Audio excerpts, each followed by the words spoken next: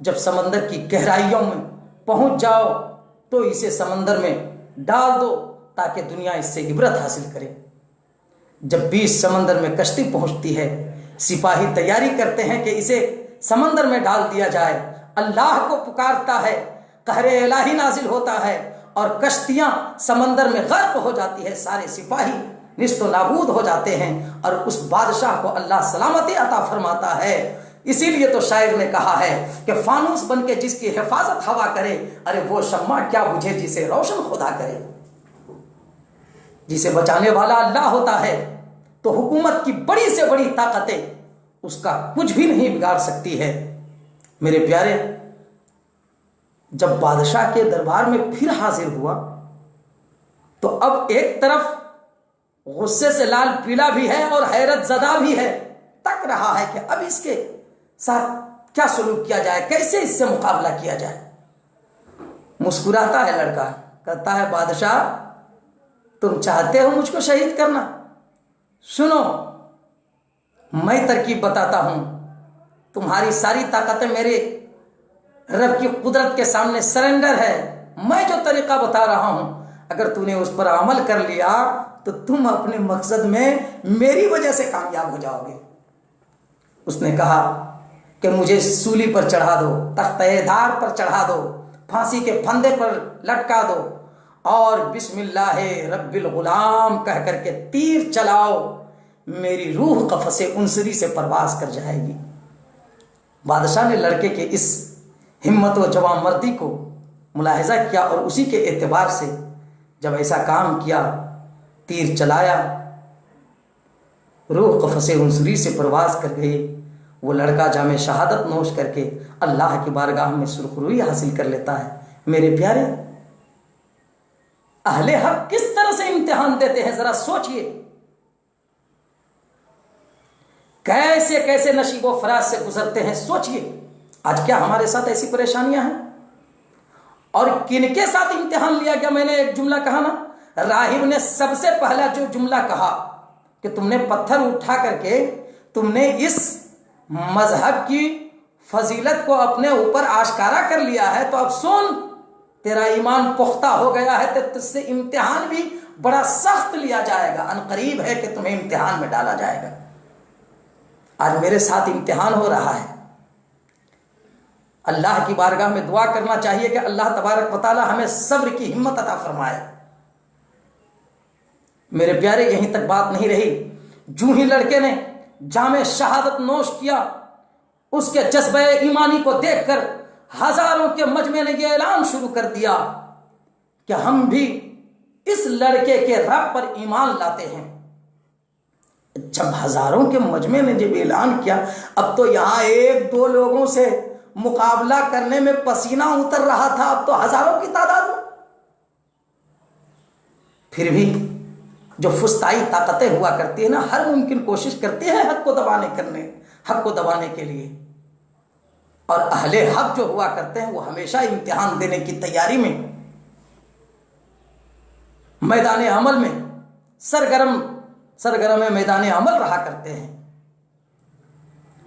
ایک گڈھا کھدوایا گیا، آگ لگائی گئی، اور اس کے بعد جن لوگوں نے اعلان کیا تھا کہ میں نے اس کے رب پر ایمان لے آیا، اب ایک ایک کر کے سب کو ڈالنا شروع کر دیا۔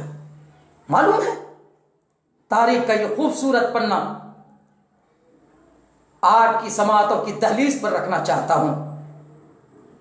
لگ بھگ 77 مومنین کو نظر آتش کر دیا گیا۔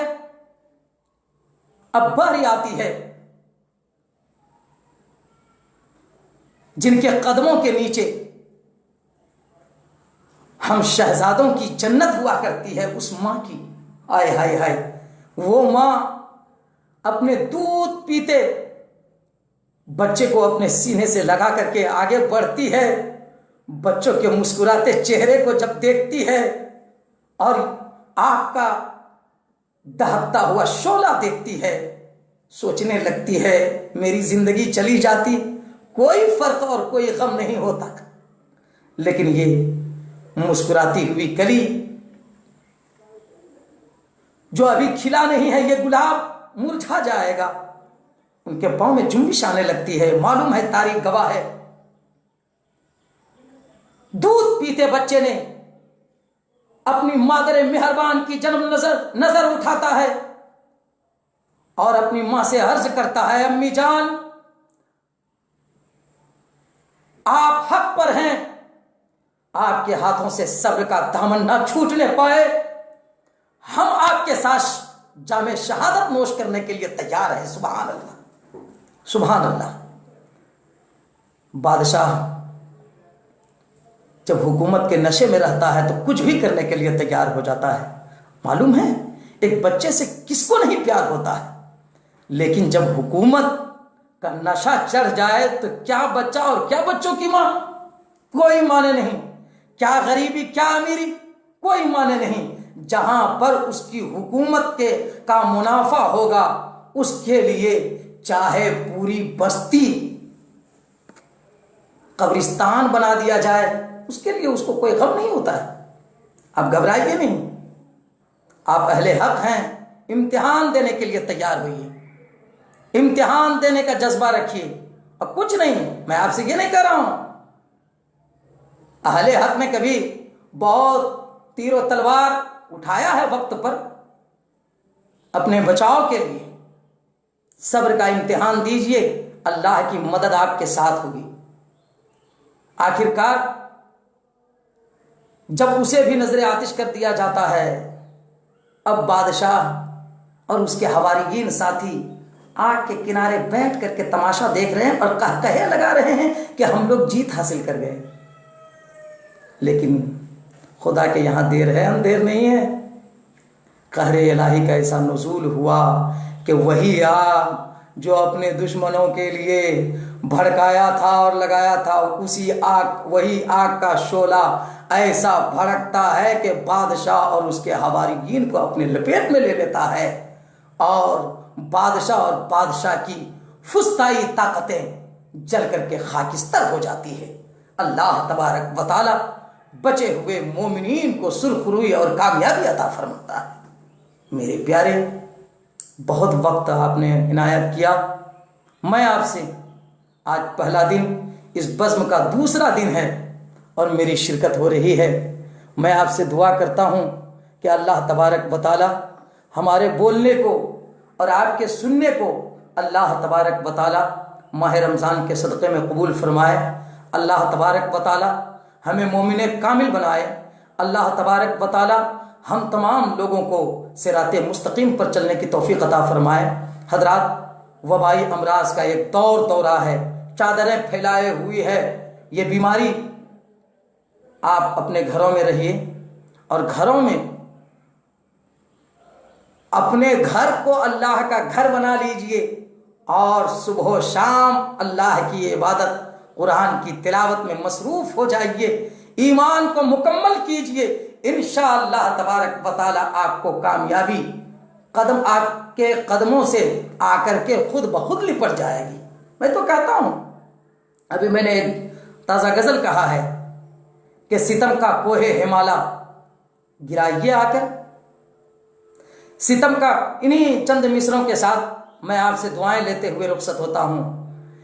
اگر کوشش ہو گئی ہے تو میں اہل ادب سے دعائیں چاہوں گا کہ ستم کا کوہ ہمالا گرائیے آ کر، جلانا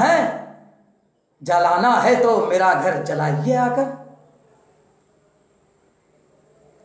یہ ملک راکھ نہ ہو جائے جل کے نفرت میں، ابھی بھی وقت ہے، جلدی بچائیے آ کر۔ پھر اس کے بعد سزا جو بھی دیجئے مجھ کو، پھر اس کے بعد سزا جو بھی دیجئے مجھ کو، مگر گناہ تو پہلے بتائیے آ کر، مگر گناہ تو پہلے بتائیے آ کر، مگر گناہ تو پہلے بتائیے آ کر۔ اور ایک پیغام پوری تقریر کا لب لباب، میں راہ حق کا مسافر ہوں، میری راہوں میں، میں راہ حق کا مسافر ہوں، میری راہوں میں بجائے پھول کے کانٹے بچھائیے آ کر۔ اور یہی تو آج تلک کہہ رہا ہوں میں سب سے، یہی تو آج تلک کہہ رہا ہوں میں سب سے کہ حضور آپ الگ کچھ سنائیے آ کر، हुजूर आप अलग कुछ सुनाइए आकर। मुंतज़िमीन की जानिब से कल का प्रोग्राम जो तय पाएगा, फिर मैं आपसे गुजारिश कर रहा हूँ कि आप ज़रूर, खिदमत करने वालों की हौसला अफजाई भी इबादत है, आप उनकी हौसला अफजाई कीजिए जो इतना सारा वक्त दे करके आप तक अल्लाह और अल्लाह के रसूल का जिक्र को पहुँचाने में जदीद ज़राए अबलाग वसाइल को सहारा बना करके आज जो पूरी दुनिया जलसे जुलूस से कह लिया जाए कि इस तरह से मायूस होती जा रही थी दुनिया, इस ज़राए अबलाग के प्लेटफॉर्म से लोगों ने एक ऐसा माहौल क्रिएट किया कि हर वक्त ऐसा लग रहा है कि जलसा हो रहा है, नबी का जिक्र हो रहा है।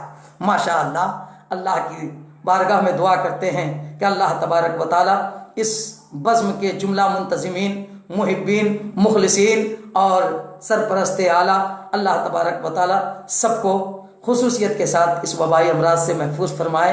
और जाते जाते मैं आपसे ये कहता हूँ कि ज़ुबां मिली है तेरे हुस्न के बयां के लिए, जबीन शौक़ तेरे संगे आस्था के लिए, और ये जान ले लो मगर दिल न ले सकोगे मेरा, इसे तो रखा है सरकारे दो जहां के लिए। अल्लाह आपको सलामत रखे, हमको सलामत रखे, पूरी कायनात को सलामत रखे। अल्लाह तबारक व तआला जो लोग बीमार हैं उन्हें शिफाए कामला आजला दायमा अता फरमाए। अल्लाह जो लोग सेहत व तंदुरुस्ती के साथ ज़िंदगी गुजार रहे हैं, ऐ अल्लाह उन्हें सेहत व तंदुरुस्ती के साथ ज़िंदगी का आखिरी लम्हा अता फरमा।